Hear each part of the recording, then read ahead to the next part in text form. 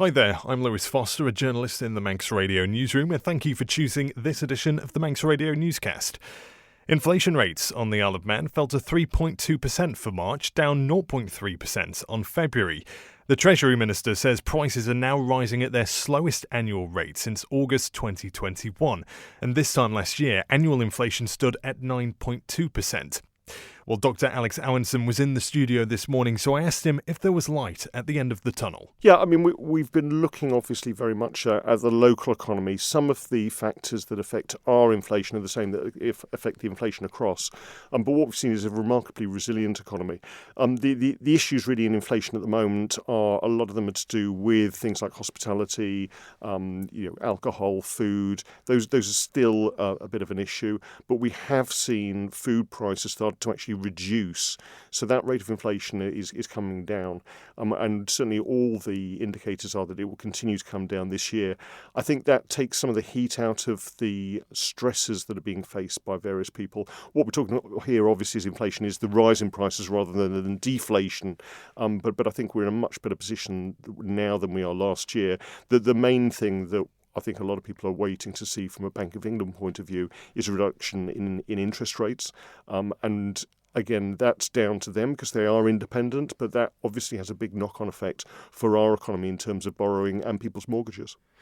Yeah, is that interest rate, like you say, how likely do you think that target of 2% will be reached? It's been very difficult over the last 2 years to predict accurately because of the amount of global instability that we've seen. I think we're heading for an inflation rate of about 2% by the summer. I think there will be increasing pressure on the Bank of England to reduce interest rates.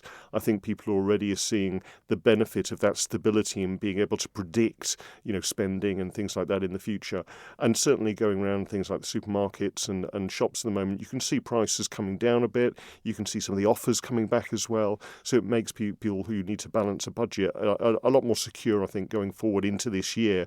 But we are still in a difficult situation in terms of the overall economy. What we need to do for the Isle of Man is make sure that we stick with the economic plan. We invest in our island, invest in jobs and people's livelihoods.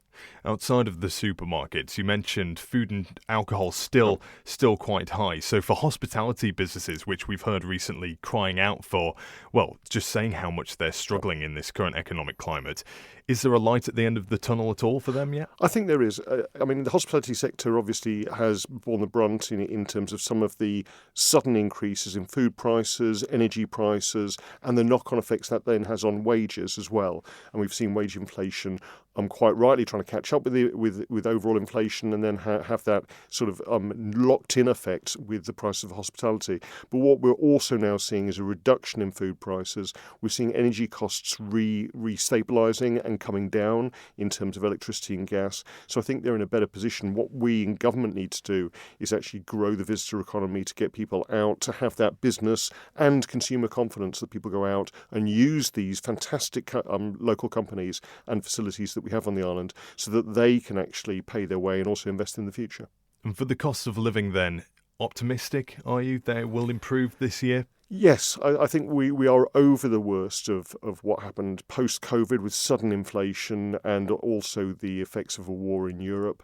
I think most of the markets now have stabilised. I think there are some very good economic figures coming out, both from the US, the UK and the Isle of Man. And I think we're in a good position now to actually capitalise on the economic strategy in the Island Plan to make sure that people have the confidence to invest in new businesses. And we are seeing new businesses, new restaurants opening up and being very successful. Thank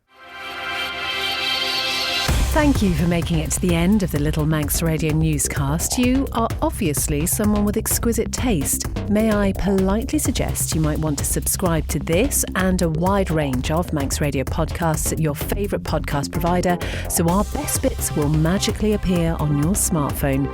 Thank you.